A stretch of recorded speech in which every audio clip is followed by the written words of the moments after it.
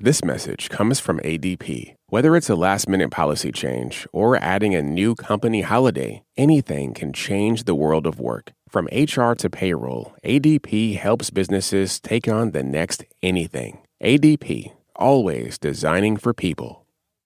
You already know the person who spent the most money supporting President Trump's campaign in 2024. His name is Elon Musk.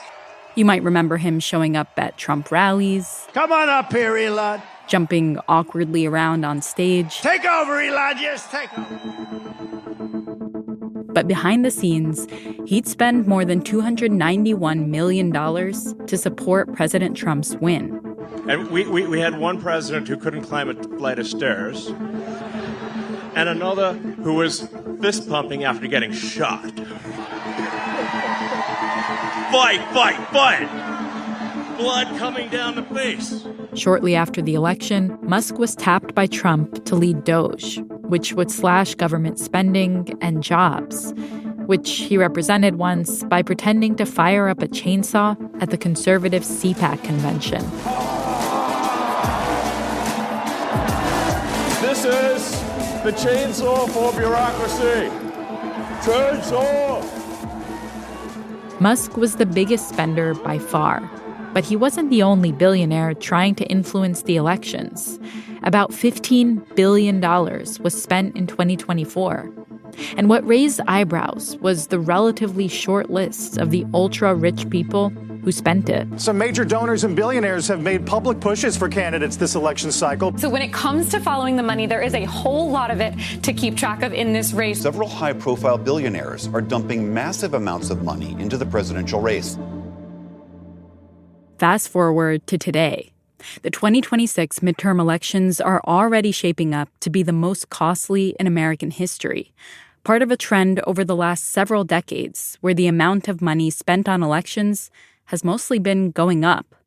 So we wanted to look at one moment, a big moment, that seemed to open the financial floodgates. I am sick and tired of people who say that if you debate and you disagree with this administration, somehow you're not patriotic. And in the lead up to the 2008 presidential election, it looked like at the time that Hillary was the front runner for the Democratic nomination. This is Michael Kang. He's a law professor at Northwestern Pritzker School of Law. Citizens United wanted to run a documentary that told all kinds of stories that they felt were important to tell about Hillary Clinton. You might have heard of Citizens United, the plaintiff, ever since its 2010 Supreme Court case. But Citizens United had for years been a conservative nonprofit that made media supporting Republicans and critical of Democrats. And their film, Hillary, the movie, had a strong narrative. Generally that she was kind of an awful person. She's driven by the power. Would be a terrible candidate. She does not answer questions. Disaster in all kinds of ways. She is the expert of not saying what she believes. So they produced this documentary. Hillary Rodham Clinton. Could she become the first female president in the history of the United States? It wasn't designed to make a lot of money. It was designed to be seen. And they wanted to distribute that movie through video on demand. Their goal at the outset was not to change campaign finance law. They just wanted to be able to show their movie. Citizens United wanted to run their movie on cable TV and air ads for it on broadcast TV close to the 2008 presidential primary election. But the Federal Elections Commission opposed them. Laws ban these kinds of political ads from running 30 days before the primaries. Hillary the movie would never air. But when Citizens United took the case to court, they said, why couldn't they show their film when General Electric, National Public Radio, or George Soros may freely broadcast? The result of that case would completely change the American political system. Today, the Supreme Court struck down federal legislation that restricts how corporations can spend their money in political campaigns. The court's 5-4 decision opened the floodgates for corporate and undisclosed dark money to pour into the election process. Since the Citizens United case in 2010, the amount of money being spent in elections has skyrocketed. But it wasn't the corporations that everyone feared would be spending the money. It has been ultra-wealthy billionaires. And they're not spending it on their own. Most of that money has been going to political action committees, or PACs, that, with the help of the Citizens United decision, have been given superpowers. Super PACs can raise and spend unlimited sums, unlike campaigns which are limited with how much they're able to bring in from one specific individual. In the 2024 election, it was a little over $5 billion raised by super PACs. And there were about 2,500 super PACs total. Super PACs can't legally coordinate directly with campaigns they support. But super PACs can control the political messaging they fund, rather than the candidates themselves. They changed how candidates behave, how parties compete, what donors are doing, and who really speaks to voters during a campaign, who fears whom, and who sets the story voters remember. Super PACs did not just add money, they rewired the whole campaign ecosystem. Money has always played a role in American elections. But for the most part, there were rules that kept the biggest spenders from corrupting the process. Even today, it feels like there are very few things that most Americans agree on. Yet, polls have consistently shown that voters from all political parties overwhelmingly see unlimited spending in elections as a threat to American democracy. So if most people don't like all this money in politics, then who does? I'm Ramtin Arablouei. And I'm Randa Abdelfattah. On this episode of Throughline, the explosion of money in elections, despite America's long history of trying to prevent it.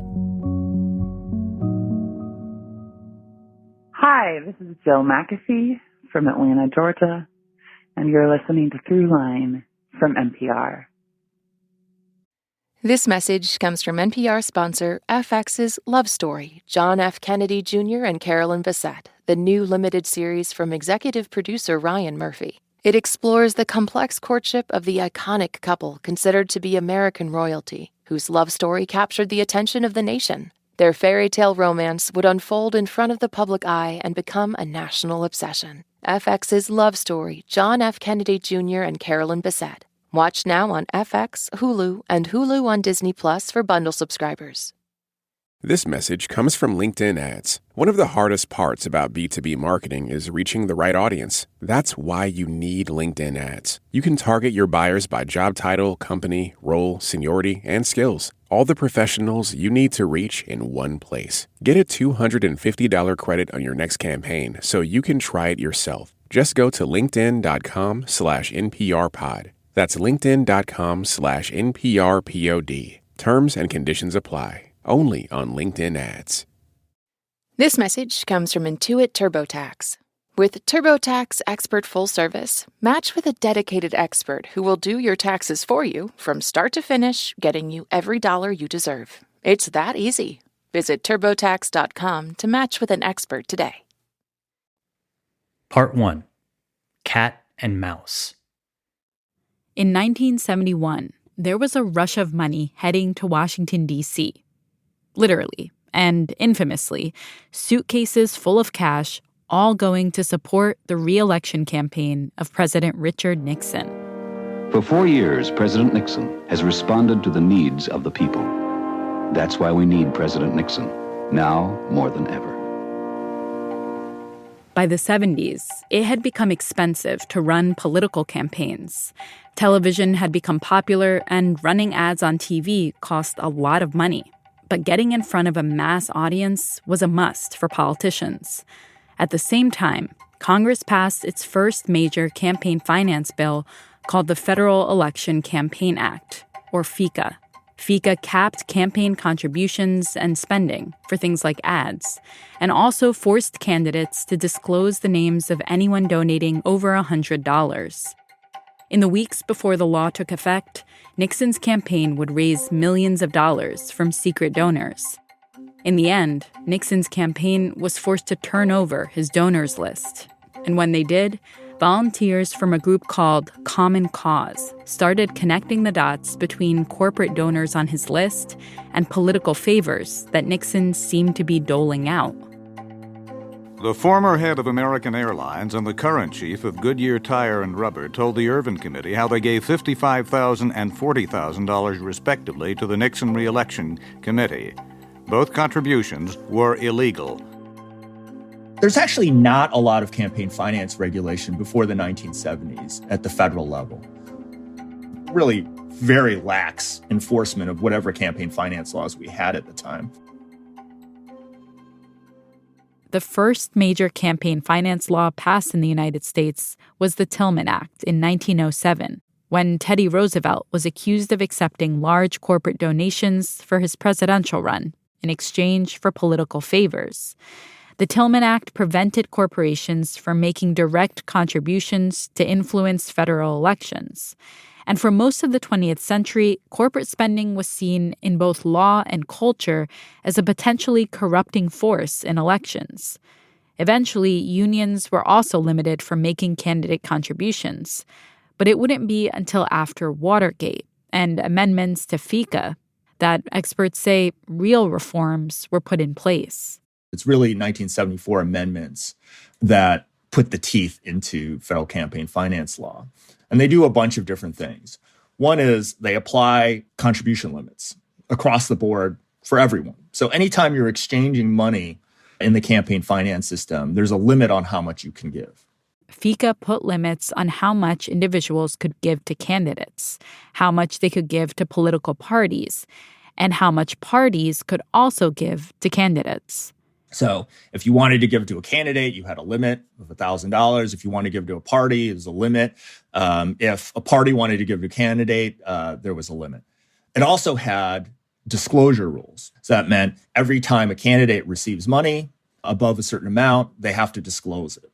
Every time they spend money in a significant way, they have to disclose that. And anyone who's really active in federal campaign finance politics has to register. And then, in addition, there were expenditure limits, which meant that candidates could only spend so much. So as a candidate, you don't have to worry about, your competitor outspending you because you were both capped.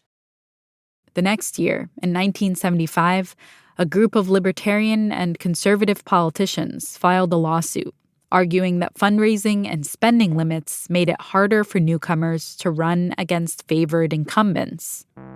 The case is known as Buckley versus Vallejo.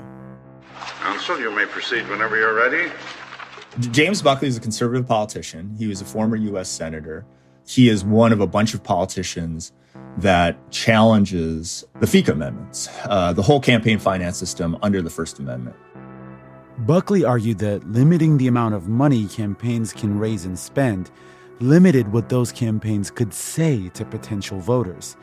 To Buckley and others, money was speech, and the First Amendment guarantees that right to free speech. The greatest campaign reform law ever enacted was the First Amendment. We rely on the proposition that good speech will drive out bad, and all opponents ask is that the court enforce that. On the government side, attorneys argued that the caps on spending were justified in order to prevent corruption rather than to censor speech. So, what is the ruling that comes out of this case, and how does it sort of play out over the next several decades? One is, it says campaign finance is First Amendment activity, and it's protected by the First Amendment. Basically, because reaching people takes money, restrictions on spending are effectively restrictions on speech.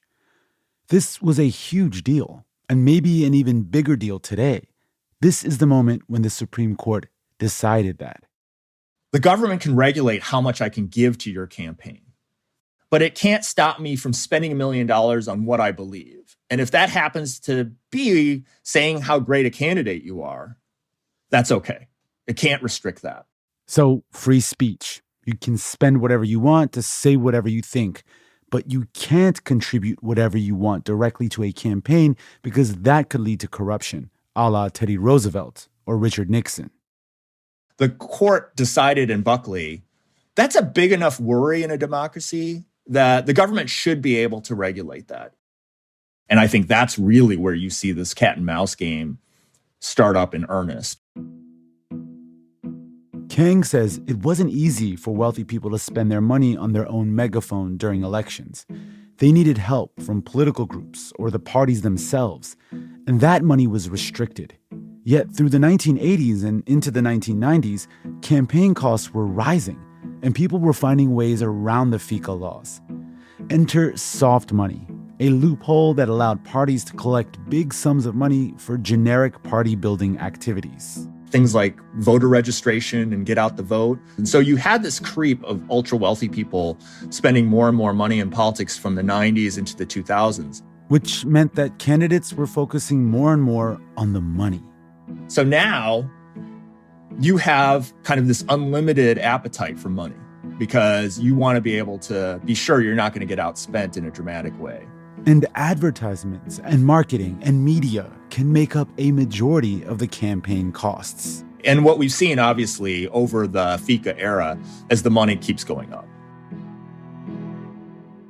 I don't remember a time where a candidate is not immediately getting elected and then turning around and beginning to fundraise again for their re-election campaign. It's just like a constant fundraising machine, it seems like. Exactly, right. And that has lots of effects on politics. The politicians are spending less time doing their actual job and more time raising money. It distracts them from kind of what we consider like what's important about their job, which is making policy and thinking about what's good for the country. There's lots of reasons to think that's not a great development in campaign finance. Then came the controversies.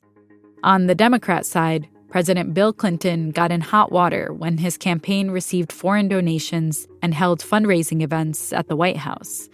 Meanwhile, Republicans had their fair share of scrutiny for contributions they received. And then came a senator from Arizona who used these controversies in his 2000 presidential campaign. Until the last breath I draw, I will fight to eliminate this soft money, to give that government back to the people of America who have had it taken away from them. That's what this campaign is all about. When John McCain ran for president in 2000, he emphasized campaign finance reform.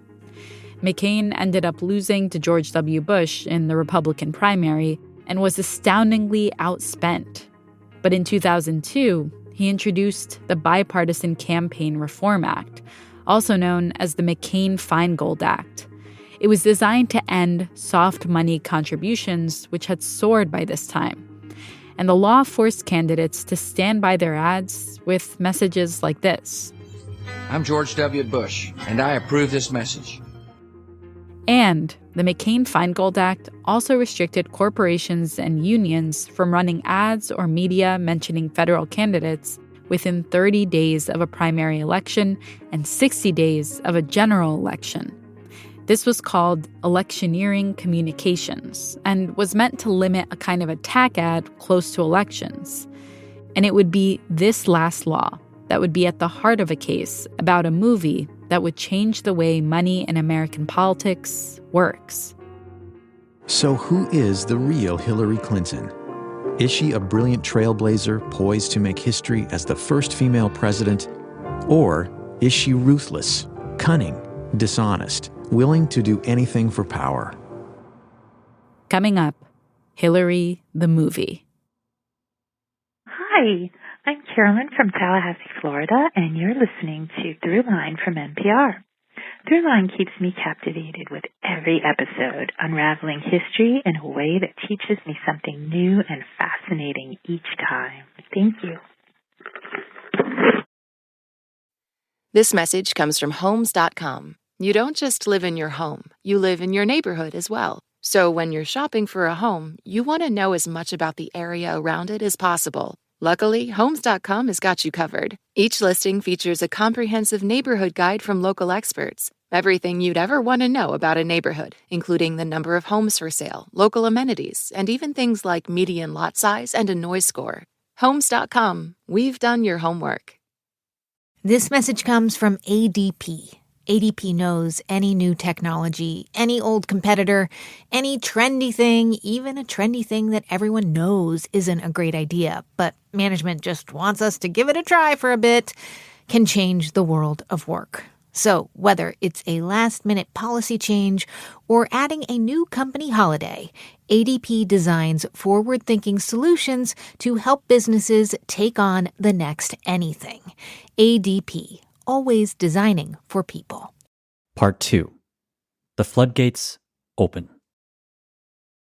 In the 2000s, Jim Bopp had already made a name for himself in conservative legal circles.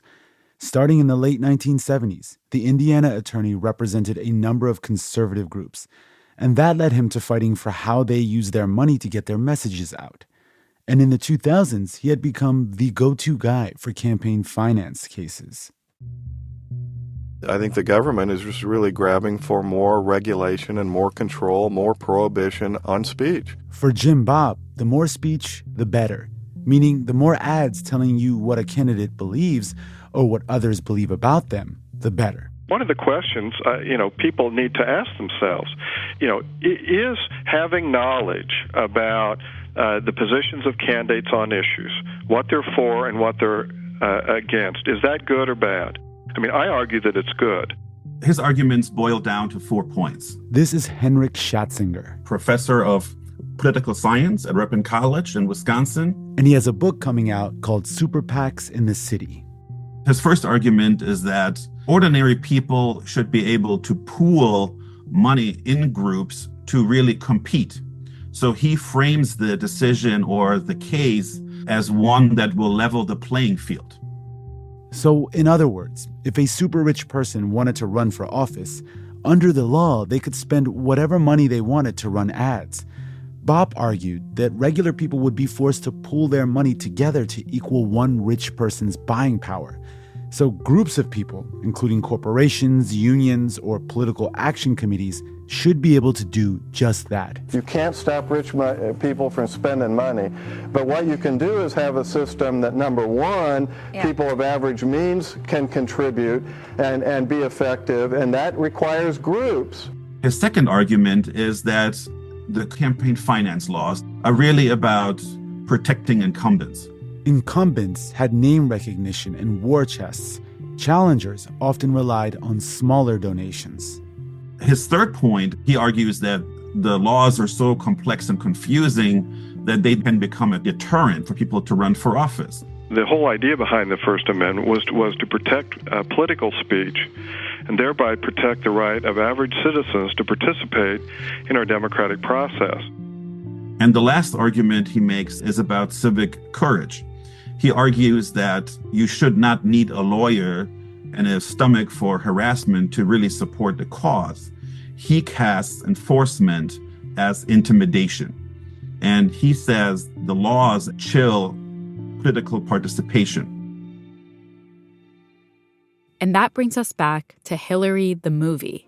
What is the truth about Hillary Rodham Clinton? It's a recklessness that's born of arrogance that goes back to her 1960s roots in their narcissism. Remember, the Federal Elections Commission rules prohibited the film from being aired. In 2007, Jim Bopp signed on as the lawyer for Citizens United, the organization behind the movie. He saw Citizens United as a First Amendment rescue mission, if you will. In a way, the case was similar to the other campaign finance cases he'd taken on before. Those 4 main arguments that show political speech and paying for political speech are protected under the First Amendment. In his telling, Citizens United is about freeing speech, not freeing money. When he went before a federal court in 2008, he said the film was just like any other news program, like 60 Minutes, and so it should be allowed to be broadcast. The judge laughed at him. Citizens United lost the case.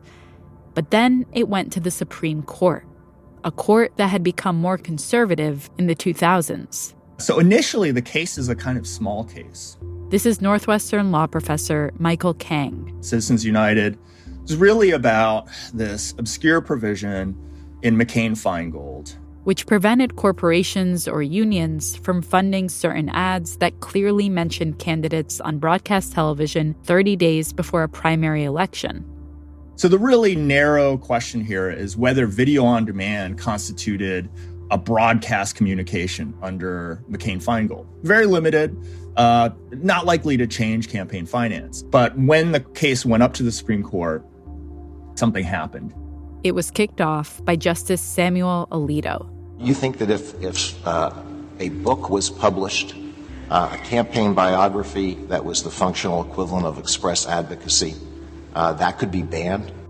At oral argument, there's a critical moment where the Deputy Solicitor General, Malcolm Stewart, who represented the U.S. government and the FEC in this case, gets engaged with this back and forth with Justice Alito.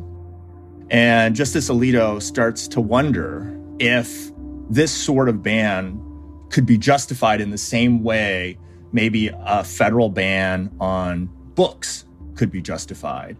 I'm not saying it could be banned. I'm saying that Congress could prohibit the use of corporate treasury funds and could require a corporation to publish it using its... Well, most publishers are corporations. And a publisher that is a corporation could be prohibited from selling a book? Well, of course, the statute contains its own media exemption for media. But I'm not asking what the statute says. The government's position... And Alito is kind of like a dog with a bone. He just won't let go of this point. So he keeps going after Stewart. The government's position is that the First Amendment allows the banning of a book if it's published by a corporation. Because the First Amendment refers both to freedom of speech and of the press, there would be a potential argument that media corporations, the institutional press, would have a greater First Amendment right. Tries to say this is not really what this case is about, which was true. But then Alito says, well, but what's the answer? Could we ban corporate money from funding a book that engages in political advocacy? And ultimately, Stewart says, we could prohibit the publication of the book using the corporate treasury fund. That seems to be a critical moment for Citizens United. Generally speaking, most people think it's okay for the government to regulate big money in politics and regulate campaign ads, which may influence people's views about the election and is where most of the money is spent. But banning books sounds like something else. And so Alito is kind of connecting the specter of book banning that we're sort of familiar with and has this really ugly connotation with what the government was trying to argue in that case. Yeah, it seems like a very intentional and calculated choice of metaphor in this case, right? Because book bans, book burning, it has a very negative, specifically, connotation in most people's minds. It's like the most dramatic form of censorship that we often think of. But it's interesting then to apply the idea of censorship of free speech to corporate spending. Yeah, I think the way that campaign finance reformers would present campaign finance regulation is we're not trying to swing the election one way or the other. We're not trying to censor speech. What we want to do is regulate how much influence people with a lot of money have over the election and equalize to some degree the amount of say we all have as citizens in a democracy. But what Alito was doing was connecting campaign finance regulation with this worry about government making choices about what's acceptable speech and picking sides in the debate, which is much more in the conservative direction. And one of the conservative anxieties about campaign finance regulation is the worry that's what the government is trying to do in some sort of more subtle way. And so instead of deciding Citizens United on this narrow question, instead, the court comes back and says, we want you to re-argue this case, rebrief this case. We're going to do it over, but we're now going to engage this much larger question about whether the federal government constitutionally can prohibit corporate money from funding election speech. In other words, the Supreme Court wanted to take on a much bigger question, one that had already been settled by decades of legal precedent. Could the government really ban corporate spending on elections? Did the free speech under the First Amendment right extend to corporations like it did to individual people? Later that year, 2009, the case came back to the Supreme Court. By this time, Barack Obama had become president after massively outspending John McCain with unprecedented help from private donors. So When Citizens United goes back to the Supreme Court the second time for re-argument, it's a pretty momentous oral argument. It's Elena Kagan's first argument as Solicitor General. Everyone knows that basically the future of the campaign finance system's on the line. And we're not surprised when Citizens United wins the case ultimately, because at the argument, Kagan goes in and essentially is trying to limit the loss. If you're asking me, Mr. Chief Justice, as to whether the government has a preference as to the way in which it loses, if it has to lose, the answer is yes. What case of ours? If we lose this case, we do have a preference on how we lose this case. Right? We don't want to lose this case so badly that we lose all campaign finance regulation. So it's no surprise when the government loses. But it is pretty dramatic.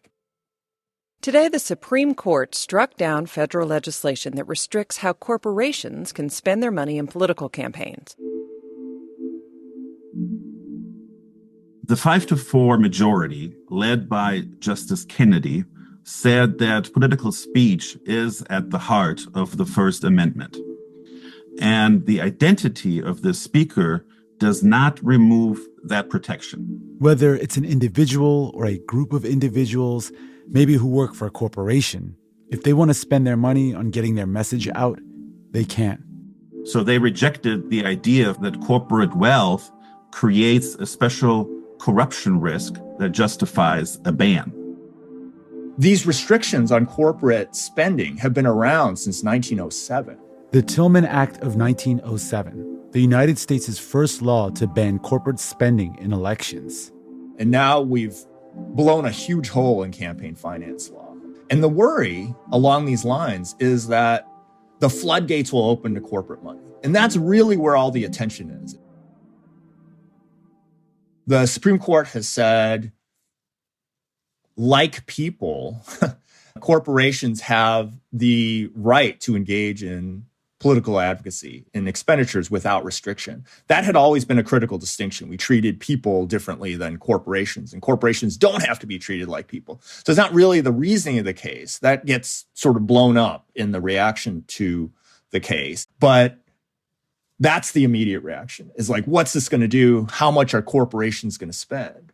The irony is that Citizens United ultimate importance is really not about corporations, because certainly for-profit corporations, for the most part, there are exceptions, but for the most part, for-profit corporations aren't actually all that thrilled about spending a lot of money in campaigns. It could be bad for business. It's bad for business. You know, I think Michael Jordan at one point is asked, like, why didn't he support Democratic causes and candidates more? And he said, Republicans buy gym shoes too, right? They buy sneakers. And so by being too publicly engaged in politics, you alienate people. And we've seen lots of examples of that recently, especially.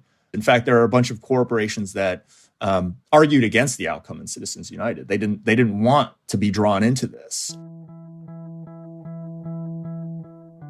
All the attention on the Citizens United ruling overshadowed another case happening around the same time in a lower court, one that would build off the ruling from Citizens United and make the case that since corporations could raise and spend whatever money they wanted, any group should be allowed to do this, even groups that had been restricted under McCain-Feingold and other election laws before.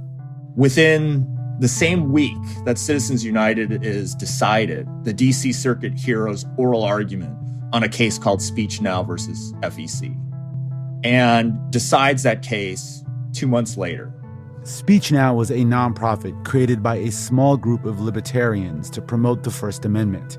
Specifically, they wanted to advocate for and against different candidates, but they would have had to organize as a political committee in order to do that. They went to court to argue that wasn't fair.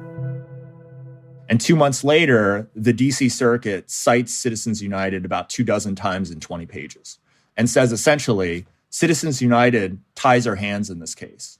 Would have been a different case probably before, but because of Citizens United and what it says about the government's constrained ability to regulate expenditures, it's clear Speech Now has the ability to be a super PAC, to be able to raise money without contribution limits, as long as they're only engaging in this kind of independent speech. In March of 2010, Speech Now won. And now any group that wanted to raise and spend unlimited money on their own messages, their own speech, they could. Within a few months, close to 80 new super PACs filed with the FEC in time for the 2010 midterm elections. 2010 ends up being by far the most expensive midterm election in American history. But it wouldn't be the most expensive to date. Coming up, super PACs explode. Hi, this is Susanna Callahan. I'm calling from Brooklyn, New York. You're listening to Throughline on NPR. This message comes from ADP. ADP knows any new technology, any old competitor, any trendy thing, even a trendy thing that everyone knows isn't a great idea, but management just wants us to give it a try for a bit, can change the world of work. So whether it's a last-minute policy change or adding a new company holiday, ADP designs forward-thinking solutions to help businesses take on the next anything. ADP, always designing for people.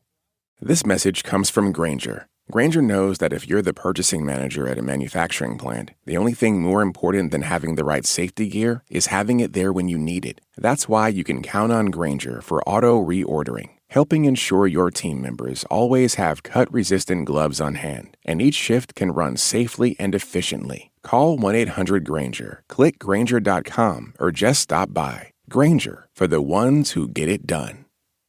Part 3. Whispering Through a Megaphone. In January 2010, President Barack Obama gave his State of the Union address. It was just a few days after the Supreme Court ruled in Citizens United, opening the door to massive changes to election fundraising and spending. The 9 Supreme Court justices were sitting in the front row for his address.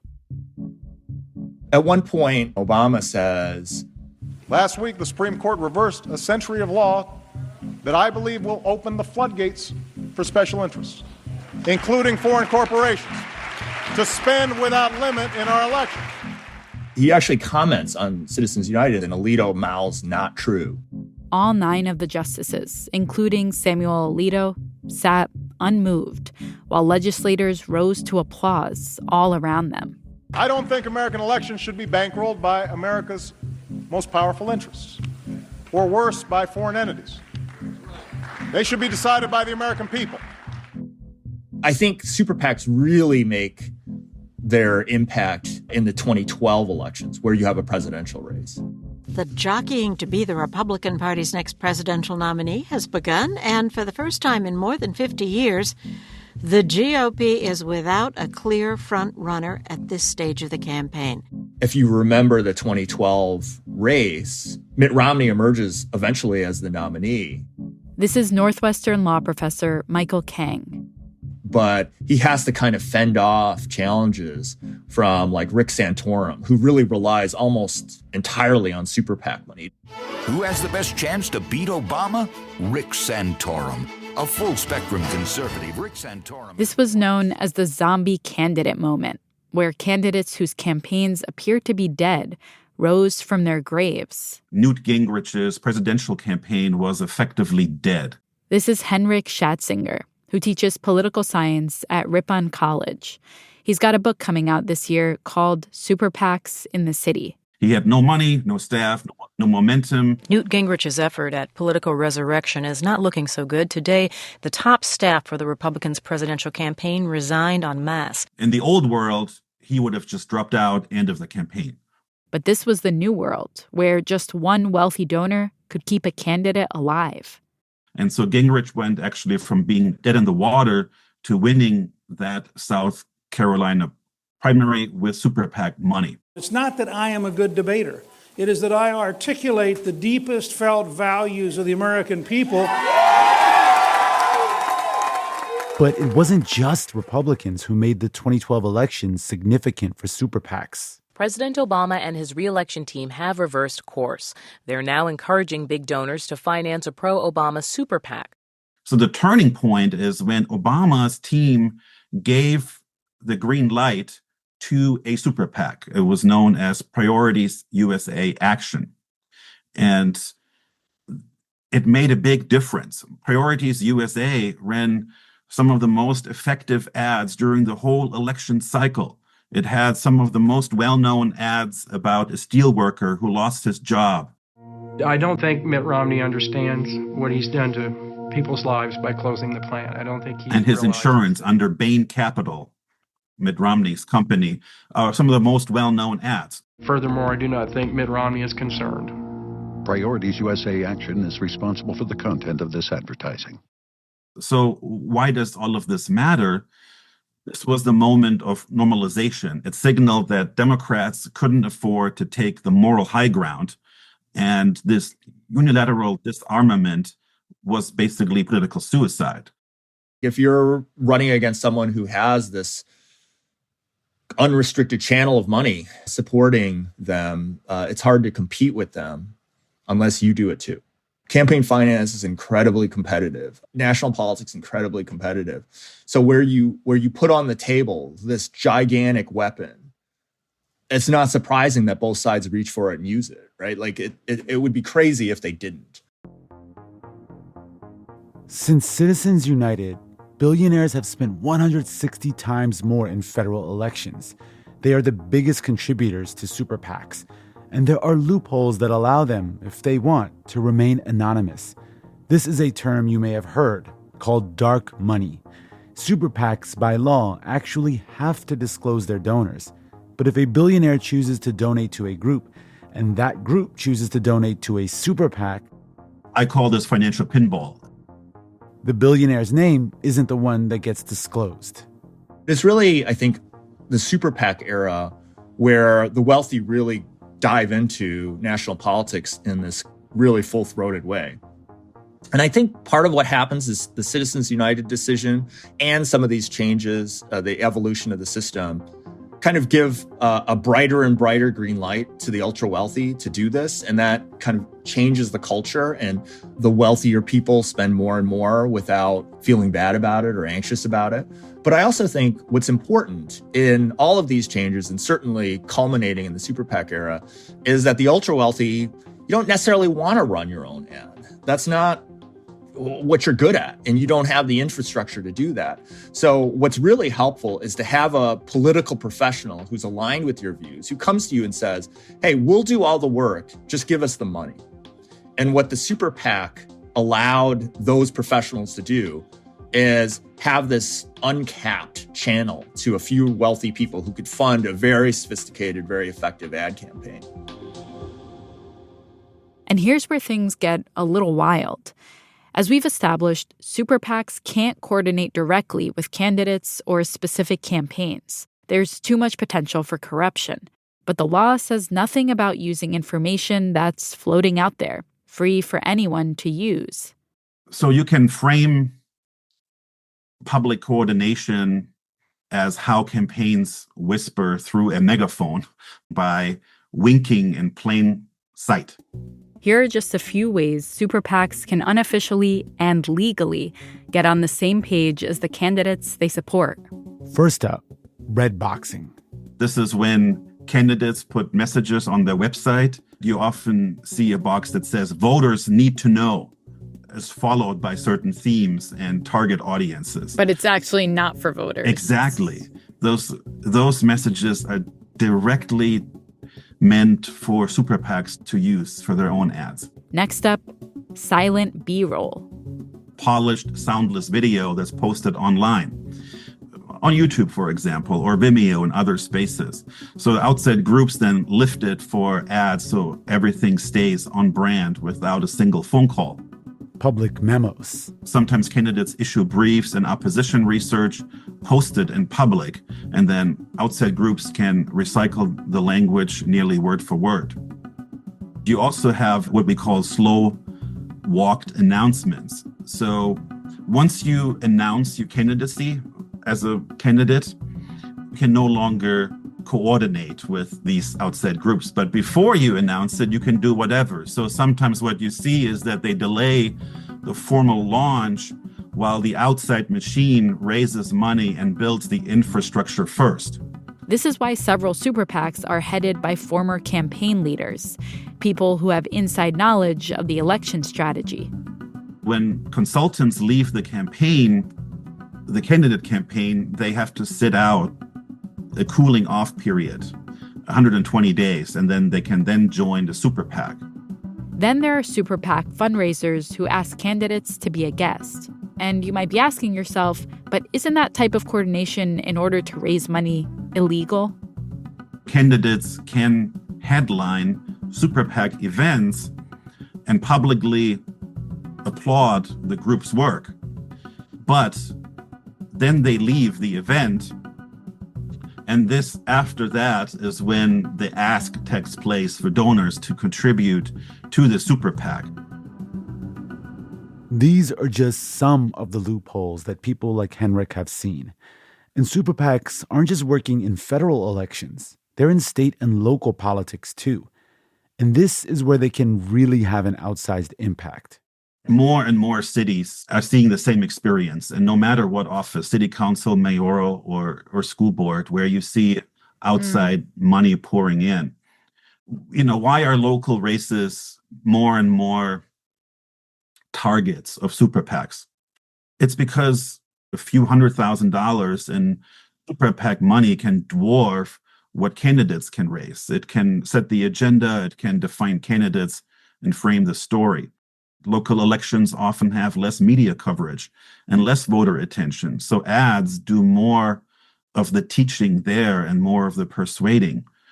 There's, of course, also a local media vacuum. We have over 200 counties in the U.S. that don't have a local newspaper anymore.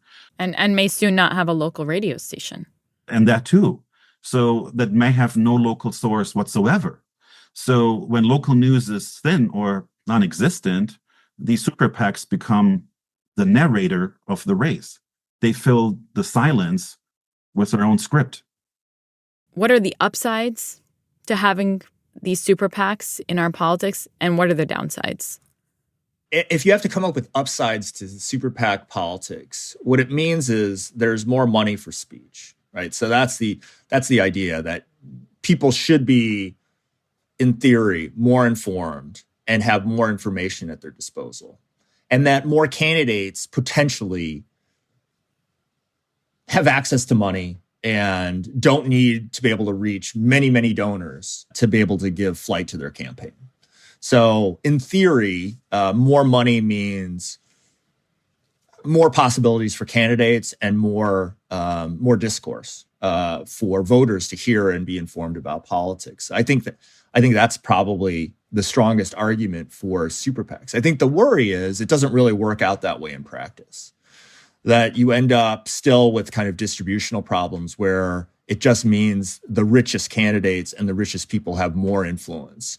And the average voter may not be all that informed by more ads, that the ads aren't all that informative, and the money goes for all kinds of things that just make our politics worse, depending on your point of view about things.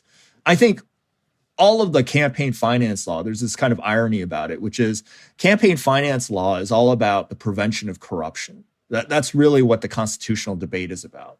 To what degree can the government restrict campaign finance activity to prevent corruption? But really, what we're worried about in campaign finance reform is about whether the ultra-wealthy just have too much influence and they sort of drown out the average people in a democracy where we're all supposed to be equal citizens. So there is this kind of disjunction between where the law sort of centers in terms of the debate and really kind of the political case for campaign finance reform. And that's always been the way that conservatives who want to take down campaign finance regulation sort of aim their firepower, is to say, really, this isn't about preventing corruption. This is about silencing people with money. And it's about this kind of censorship. And they're not 100% wrong about that, because a lot of campaign finance reform really is about correcting what people see as a kind of distributional problem in American politics, in that the wealthy have too much money. Conservatives and progressives, though, have a different view about whether that's okay or not. I mean, at this point, is it possible to reverse the amount of money that's being spent by super PACs in American politics? Or is this now just a foregone conclusion of every election?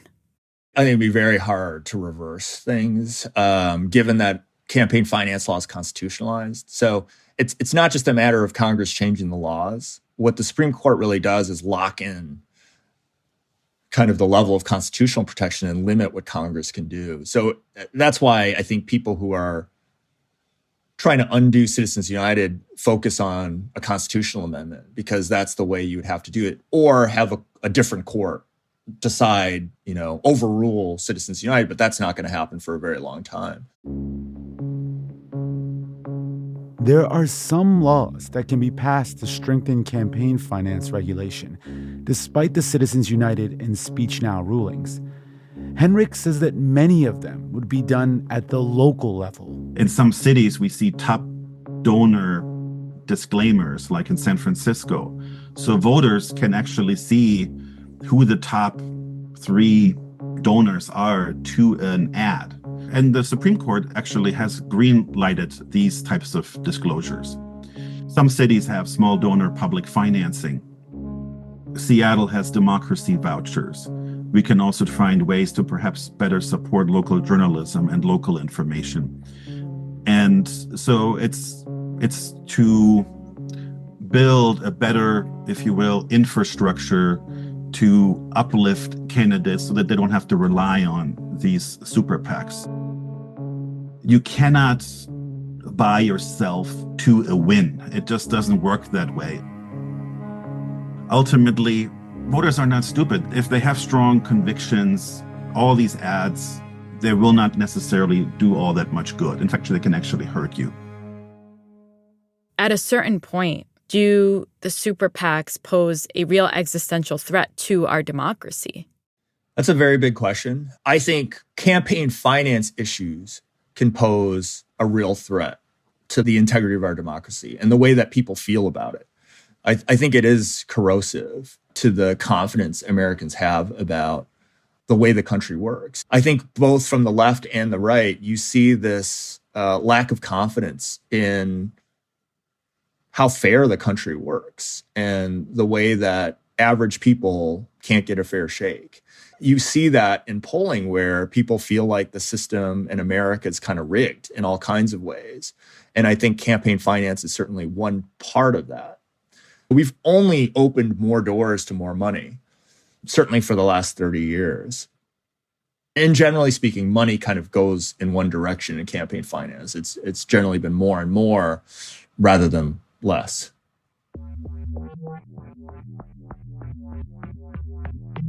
That's it for this week's show. I'm Randa Abdel-Fattah. I'm Ramtin Arablouei, and you've been listening to Throughline from NPR. This episode was produced by me. And me, and Julie Kane. Anya Steinberg. Casey Minor. Christina Kim. Devin Katayama. Irene Noguchi. Kiana Moghadam. Thomas Coltrane. Fact-checking for this episode was done by Andrea Lopez Cruzado. Thanks to Johannes Durkee, Beth Donovan, and Tommy Evans. This episode was mixed by Jimmy Keeley. Music for this episode was composed by Ramtin and his band, Drop Electric, which includes Naveed Marvi, Sho Fujiwara, Anya Mizani.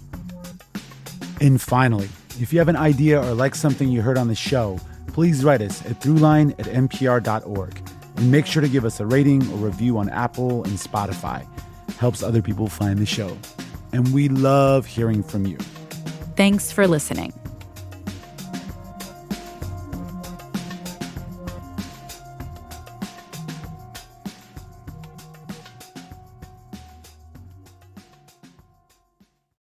This message comes from MIDI Health. CEO Joanna Strober shares the personal experience that led her to start a virtual care platform for women in perimenopause and menopause. I was having anxiety, I had gained weight, I wasn't sleeping, and my primary care doctor never once said that perhaps I was in perimenopause and that all these things could be related to my hormones. So I had a really tough time for quite a while, and a friend recommended that I try a concierge doctor.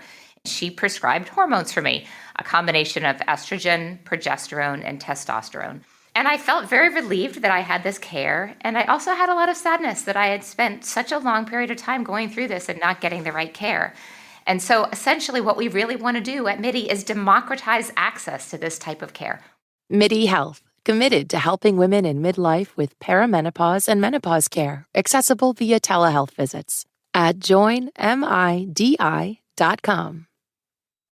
This message comes from Instacart.